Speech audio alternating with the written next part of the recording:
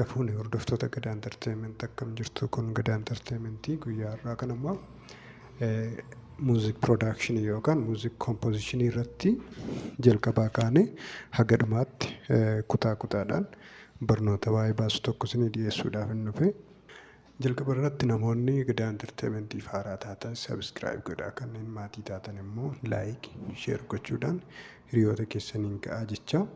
Viidiyoo keenyatti yeroo seennu muuziq piroodakshinii gaafa jennu namni tokko ogummaa muuziqaa hojjechuu qabaatee muuziqaa hojjetee gabaa irratti yeroo oolchu muuziq piroodakshinii jedhama jechuudha. Muuziq piroodakshinii immoo meeshaalee muuziqaa fi sooftiweerota ogummaa keenya walitti daballee akkasumas ogummaa aartistii tokko wajjin waliin maknee bifa hawwataa ta'een gabaatti dhiyeessuu jechuudha. Kanaaf muuziq piroodakshinii keessatti wantoota adda addaatu walitti makamaa. Tokkoffaa waan aartistiin tokko yookaan faarfataan tokko hojjetee fide inni kun kan jalqabaa kalaqa mataa isaatiiti. Itti aansuudhaan nuti namni ogeessi muuziqaa ta'e tokko immoo akkaataa barbaachisummaa isaatiitti waan aartistiin sun hojjetee fide bifa dhamdhama qabutti jijjiiree bifa elektirooniksiidhaan hawaasaaf yeroo dhiyeessu kun muuziq piroodakshinii jedhama jechuudha. Egaa muuziq piroodakshinii wantoota garaagaraa of keessaa qaba.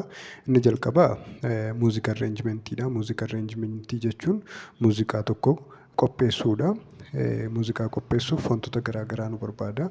Tokko saawundi moonitarii kan jedhamu kan ittiin sagalee dhaggeeffannu, sagalee qulqulluu kan qabu istuudiyoo keessatti kan itti fayyadamamu jira. Akka nama bignerii tokkotti yookaan akka nama reefuu jalqabu tokkotti immoo saawundi moonitarii wantoota garaagaraa irraa fayyadamnee shaakaluu dandeenya jechuudha. Amma sadarkaa shaakalaatti maal gochuu akka qabnu asiin walii wajjin barannaa jechuudha. Maaliif namni of ga'aa ta'e tokko wantoota isa barbaachisan guutuu namni guuttatee kondenser maayikiin hin barbaachisaa, kanneen ittiin sagaleen waraabamu saawundi kaardii yookaan saawundi audiyoo interfeesii warri jennu, audiyoo interfeesii warri jennu immoo saawundi kaardiiwwan gosa adda addaatiin jiran fookas raayitii, audiyoo biiringerii warri jedhaman isaan kun sagalee qulqulluu maayikii kondenseriidhaan fudhachuudhaaf gargaaru jechuudha. Akkasumas meeshaalee istuudiyoo keessaa koompiyuutera, kiisteeshinii, miidii warra ta'an akkasumas ooldi kiiboordii yoo qabaatan immoo miidii to USB isaan akkasii kana barbaachisa. Egaan isaan kun walitti qindaa'anii immoo akka isaan hojii tokko hojjetan kan taasisu immoo sooftiweeriiwwan dijitaal audiyoo worksteeshinii warra jedhaman warreen akka kiiwubeezii, FL Studio fi kanneen kana fakkaatan hedduu isaanii jiran isaan kana barbaachisaa jechuudha. Egaa isaan keessaa nuti kiiwubeeziidhaan kan ilaallu, kiiwubeeziidhaan ilaallaa jechuudha. Jalqaba irratti kiiwubeezii keenya getintopc.com jettanii yoo seentan achirratti sarchiin isinii dhufa. Sarchii irratti kiiwubeezii versionii hamma garaagaraatti qaba. Kiiwubeez 5, 6, 7, 8, 9, 10, 11, 12 jedhee piroon jira. Isaan kana kiraakdii isaa achirraa argattu jechuudha. Achirraa buufattanii itti fayyadamuu dandeessu. Gaafa immoo fayyadamnu raamiin kompiitara keenyaa, istooreejiin kompiitara keenya keessaa qabnu akkasumallee haard diiskiin nuti fayyadamnullee hojii hojjennu keessatti murteessaadha waan ta'eef minimamii raamii 4 ta'uu qaba. GB'n keenyallee GB 250 ol yoo ta'e filatamaa ta'a jechuudha. Maaliif haard diiskiin keenya feelii yeroo godhu waan hojjenne nu jalaa kuffisaa waan deemuufi jechuudha. Egaan kallattiidhaan gara kiiwubeeziitti yoo dabarru kiiwubeezii irratti wanti nu hojjennu jalqabaa kiiwubeezii keenya keessatti konneekshiniiwwan garaagaraa hin jiru. Konneekshiniiwwan kunneen kanneen akka saawundi kaardiiwwan garaagaraa konneekti gochuu, miidii kiiboordii konneekti gochuu isaan kun hin jiru. Isaan kana akkamitti akka konneekti goonu maal akka of keessaa qabu immoo asumarraan waliin ilaallaa itti dhiyaadha.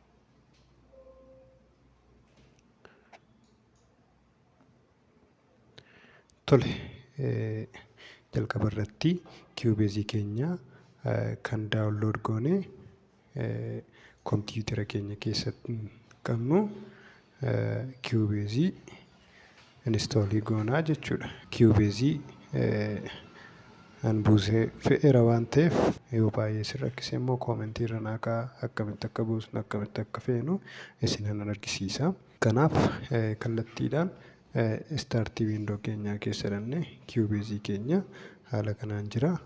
Ishee kana si'a tokko irratti kilik yoo goonu haala kanaan nu dhufaa jechuudha. Haala kanaan nu dhufaa. Ammaaf kiiwubeez 5dha kan itti fayyadamaa jiru. Kiiwubeezii verjiniiwwan ol ka'uun isaanii baay'een ni jiru. Isaan kana fayyadamuun rakkoo hin qabu. Isaaniin yoo fayyadamtan 11, 12 isaaniin yoo fayyadamtan gaariidha jedheen yaada. Jalqaba irratti fuulli jalqaba nu dhufu fuula kana. Fuulli kun piroojeektii hojjenne yoo jiraate haala kanaan as keessa nu naqa. Yoo immoo homaan jiru ta'e kun duwwaa ta'a. Akkasumas yoo barbaanne immoo kan biraa asiin seennee aazarii kan selekti goone kana open gochuu dandeenya. Kanarraa kan hafe immoo kan biraa as keessa seennee open gochuu dandeenya jechuudha. Kanarraa kan hafe immoo niiw piroojeektii gaafa jennu haala kanaan nu fida. Kanaaf nuti yeroo hundayyuu piroojeektii kan hojjennu impitii irratti jechuudha. Impitii kireetii goonaa. Fuulli jalqabaa haala kanaan nu dhufu kun fooldera piroojeektii keenya keessatti seevii goonu tokkodha jechuudha. Kanaaf fooldera tokko muuzikii keessatti fooldera haaraa tokko niiw foolder maqaa fooldera keenyaa riineemi goonee keenyaa jechuudha. Maqaan fooldera keenyaa fakkeenyaaf YouTube tuutooriyaal jedheen seef godhadhaanii si waan barbaaddaniin seef godhachuu dandeessu. Kunoo haala kanaan nu dhufeera. Dabal kilikii yoo irratti goonu duwwaadha waan ta'eef hin banu. Kanaaf okee jenna. Haala kanaan fuulli jalqabaa nu dhufeera jechuudha. Fuulli jalqabaa kun egaa akkuma arginu kana wiindoo lamatu garaa gara ta'e nu baname. Tokko meenii kanadha. Lammata immoo kan piroojeektii keenyaa kanadha jechuudha. Antaayitildii ishee kana maaksimaayis goona. Erga maaksimaayis goone warreen asirra jiran kun taayim signiicharii keenyadha. Taayim signiicharii keenya G yoo fayyadamne G'n isaan kana walitti xixiqqeessaa deema jechuudha. Taayim signiicharii fakkeenyaaf 1, 5, 9, 13 jedhaa deema kana yoo G'tti buunu ammallee G'n nu xixiqqeessaa deema walitti bubbutaa deema jechuudha. Kana jechuun isa 9 ture 17 akkas gochaa deema jechuudha. Yeroo piroojeektii nuti hojjennu taayim signiichariin isaa guddatu jechuudha. Turtiin isaa guddatu. Haala kanaa. Kanaaf ishee kana H'dhaan guddisaa deemna. H'n immoo gargar nu bal'isaa deema. 1, 5, 9 kan jedha. Ammas H yoo tuqnu 1, 3, 5, 7, 9 H yoo tuqnu haala kanaan nu fidee guutuu nu taasisaa jechuudha. Inni kan biraan as kana wanti adiin tokko mul'atti. Isheen kun immoo daangaa keenya kan ittiin keenyudha jechuudha. Mallattoo peensilii dhuftu kanaan fakkeenyaaf lamarratti yoo kilik goonu haala kanaan nu dhufti. Ishee kana gar-tokkee ishee asii hin qabne yoo harkisnu haala kanaan selekti gooti. Isheen selekti taate kuni daangaa keessatti waa hojjennu jechuudha. Kanaaf ishee kana erga akka kanatti selekti goone rukuttaa as gidduutti hojjechuu dandeenya jechuudha. Rukuttaa as gidduutti hojjechuu dandeenya. Inni kan biraan saayikiliidha. Saayikiliin kanadha. Ishee kana gaafa asii bannu halluu kana gaafa qabattee teessu bifa GB kana yookiin halluu vaawuleetii kana qabattee gaafa teessu halluun kun banamaa ta'uu ishee ibsa. Fakkeenyaaf asirraa kaanee asirratti kilik goonee karsarii keenyas finnee yoo pileey goonu daangaa kanarra ga'ee deebi'a manala daangaa biraatti hin darbu jechuudha. Daangaa biraatti waan hin dabarreef haala kanaan isumarra deddeebi'a saayikilii gochaa riisaayikil gochaa deemaan ala jaarran darbu jechuudha. Fakkeenyaaf immoo ishee kana yoo cufne akkas yoo goone taphatee warra selekti ta'anii jiran kana taphatee erga fite ja'a bira yoo ga'u duubatti hin darbaa jechuudha. Kanaaf ishee kana irra deddeebi'ee kan nu taphatu yeroo hojjennu irra deddeebinee ittiin taphachiisuuf jechuudha. Inni kan biraan akkuma sooftiweerii kamiyyuu asirra yoo dhufnu faayiliin wantoota piroojeektii haaraa, laayibirarii haaraa, wantoota garaa garaa impoortii gochuu, ekspoortii gochuu kan nu gargaarudha. Akkasumas ediitiinis piroojeektiin aawudiyoon, miidiin faankishinii mataa mataa isaanii qabu. As keessaa divaayis kan jedhu jira. Divaayisii kana keessa VST connection jira. VST connectioniin kun fakkeenyaaf output kan jedhu karaa ittiin sagalee dhageenyu kana yoo saawundi kaardiin keenya irra jiraate saawundi kaardii sitti nu fida. Kanarraa kan hafe immoo difooltiidhaan kan jiru laaptooppii yookaan koompiyuutara keenyarra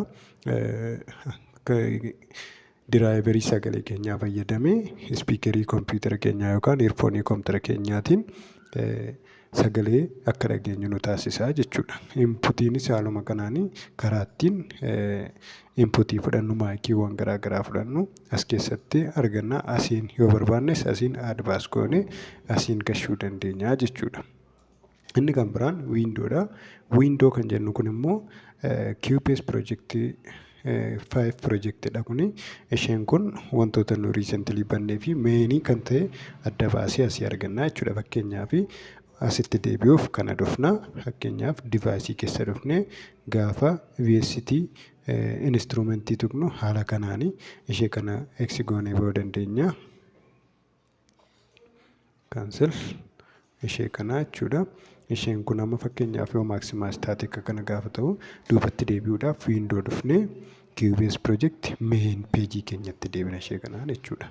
Kanaaf inni kun kana amma asirra warri jiran inni kun kanuma as jiru kanadha waan kan biraan qabu. Asirra teempoo kan jettu kun teempoon kun yeroo adii taateeftutti kana jijjiiruu hin dandeenyu. Yeroo isheen adii hin taane garuu kana gara barbaanne teempoo barbaannetti 80tti deebisuu dandeenya.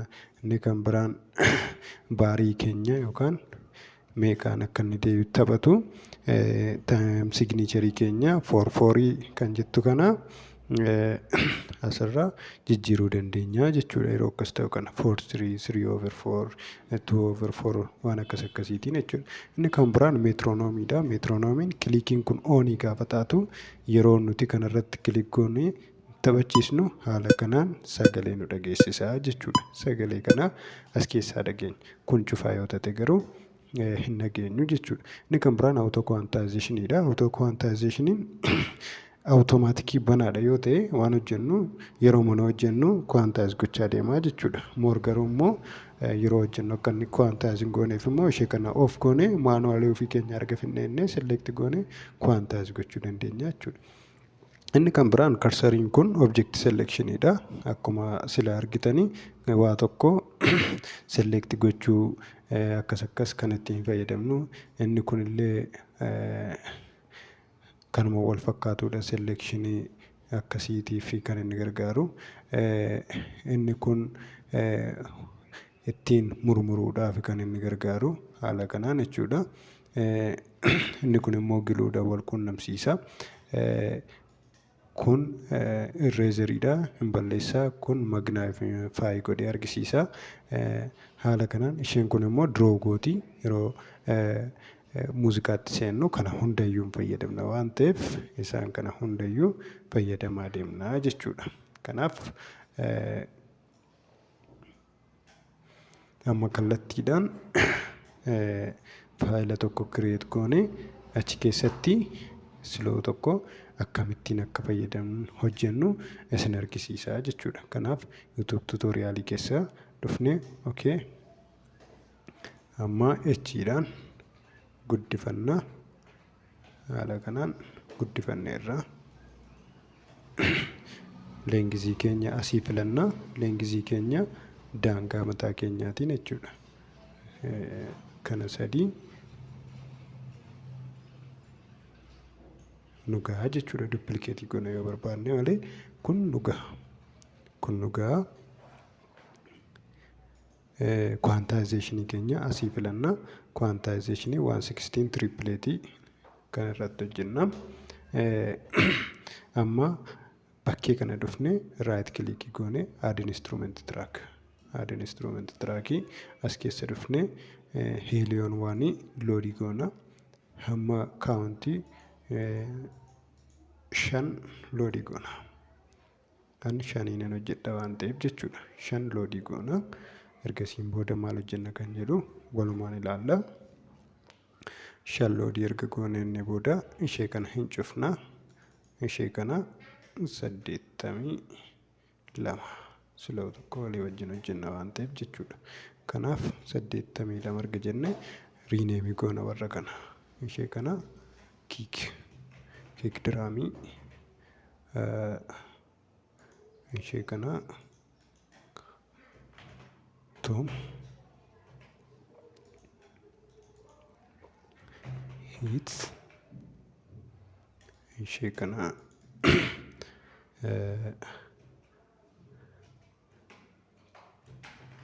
kiraash, ishee kana sneer, ammas tokkotti daballee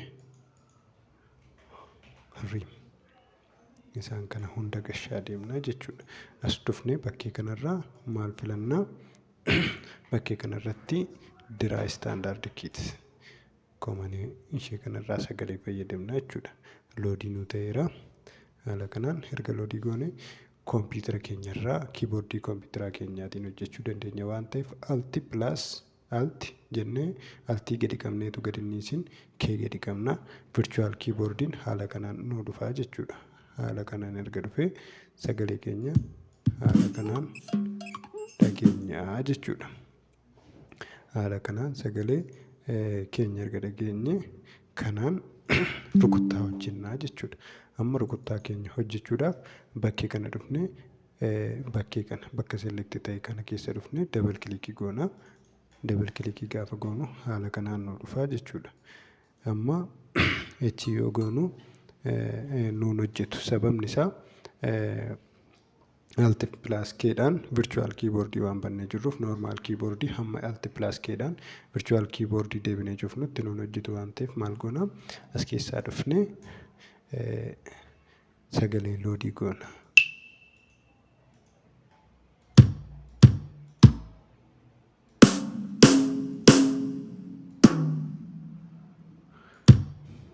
Sagalee kana diroo goonaa jechuudha. Maal fayyadamne?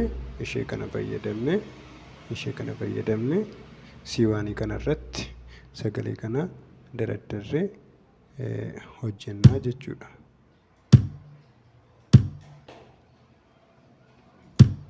Amma ilaaluu dandeenya. Dhufnee ilaaluu dandeenya sagaleen keenya maal akka fakkaatu. Kan kana fakkaatu tokko kiri'eet gooneerraa jechuudha. Amma gara kanatti deebinee immoo sagalee lammaffaa loodii goonaa. Sagalee lammaffaa loodii goonaa. Sagalee lammaffaa loodii goonu kun toomiidha. Sagalee toom jedhu gashinaa jechuudha. Sagaleen kun eessa jira? Ifama dursaa lood gochuun dirqamaa jechuudha. Bakkee kana dhufnee ammas diraay istaandaard kiitii loodii goona. Kanallee akkasuma diraay istaandaard kiitii lood goona. Tole kanas diraay istaandaard kiitii lood goona. Kanas diraay istaandaard kiitii lood goona. Ammas kanas diraay istaandaard kiitii isaa lood goonaa jechuudha. Erga loodii goonee amma tokko tokkoon gashuu dandeenya. Dabal kilikii bakkeen irratti goonee amma immoo dhufnee toomii gashinaa jechuudha. Ishee kana gashinaa.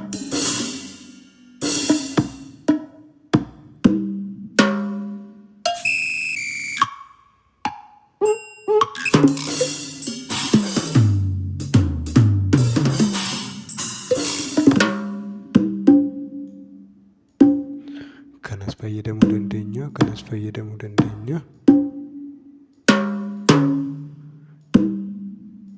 Kanaaf kana fayyadamna jechuudha. Ishee kana dhufne diroo goona. Isatti diroo goona. Baarii lamarra dabarree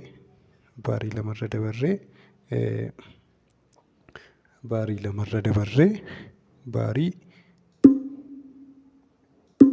haala kanaan diroo goona. Asis dhufne haala kanaan diroo goona. Asitti immoo dhufne walitti aansinee gashinaa jechuudha.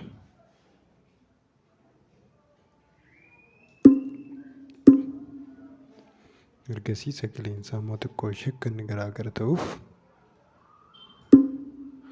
kan achi as butanna. Ishee kanas xiqqoo ol bunna. Haala kanaan hojjennee erga jennee booda sagalichi maal akka fakkaatu dhageenya. Kanaaf isheen kun xiqqoo ishee achi siquu qabdi. Yeroo hundayyuu laayinii 1, 2, 3 isa booda afuraffaarra kan jiru isheen kun sagalee dhufti jechuudha. Yookiin lammaffaarra yookaan afuraffaarra gashuu qabna. Tokkoffaan hin ta'u, sadaffaan hin ta'u. Haala kanaan gashineerraa amma riisaayikilii keenya bannee irra deddeebiin dhaggeeffachuu dandeenya jechuudha. Muuziqaa tokko hundee isaa jalqabaa hojjenneerraa inni kan biraan hiitiidha. Hiits kan jennu akkuma maqaa isaatiis sagalee hiitsii kana gashina. Isheen immoo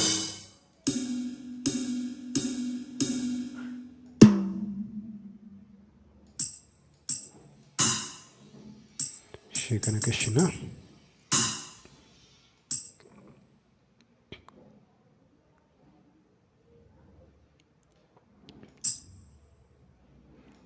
Ishee kana immoo haala kanaan tarreessinaa jechuudha. Ergasii selektool goonee kontirool pilaas diidhaan alti pilaas keedhaan erga balleessinee kontirool pilaas diidhaan duplikeet goonaa jechuudha. Duplikeet warreen walirra galan walirraa baasnaa.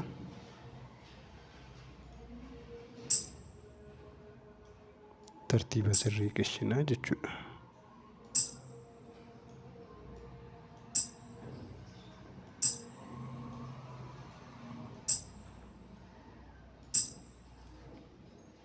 Haala kanaan erga tarreessinee waan inni fakkaatu.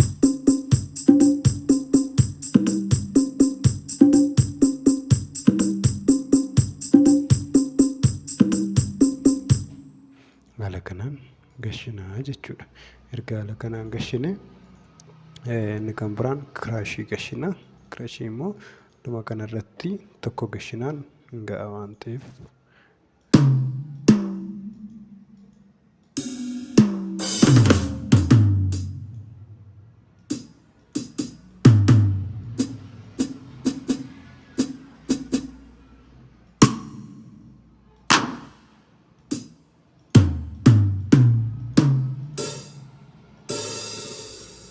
Ishee kana dhufnee gashinaa jechuudha. Eessa gashinaa? Asirra gashinaa. Ishee kana goonnaa sagalee gaarii nuu kennaa jechuudha. Amma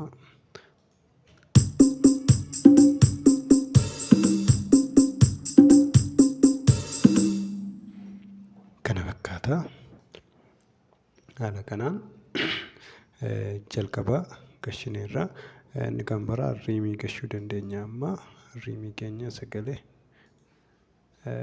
qa jedhu gashina.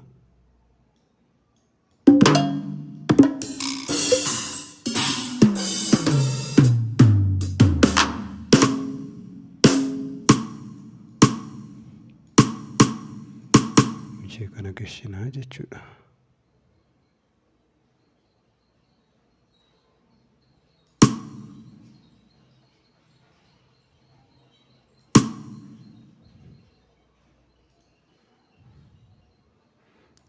kanaan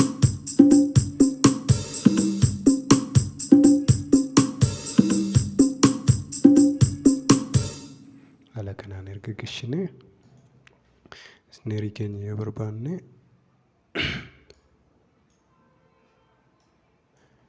isneeriin kan fayyadamnu yeroo baay'ee roolii keessatti waan ta'eef roolii akkamitti akka hojjennu immoo yeroo itti aanu waliin ilaalla. Kanaaf amma ammaatti riitimii bareedduu tokko hojjennee irra ishee kana immoo maal goona fooldera tokko keessa keenyaa jechuudha. Arreenjii gochuuf akka nu mijatutti jechuudha. Kanaaf fooldera maal jedhu GM drum jennee warra kana fooldera kana keessatti walitti sassaabnaa jechuudha. Fooldera kana keessatti walitti sassaabne erga jenneen booda fooldera kana hin cufna. Ergasii maal goonaa ishee kana control plus D dhaan duplicate goonaa jechuudha. Fakkeenyaaf kan daqiiqaa 10 yookaan kan sekoondii 10 G dhaan walitti bunnee hammam akka duplicate goone ilaallaa jechuudha. Kanaaf haala kanaan duplicate goone irraa as keessaa wanti nuti fooyyessuu qabnu ishee kana hamma ishee xiqqeessaa deemna jechuudha. Afuriin gashaa deemna. Kanaaf ishee kana control plus D goone afur irraa akka inni galaa deemu taasisnaa jechuudha. 1 2 3 4 1 2 3 4 haala kanaan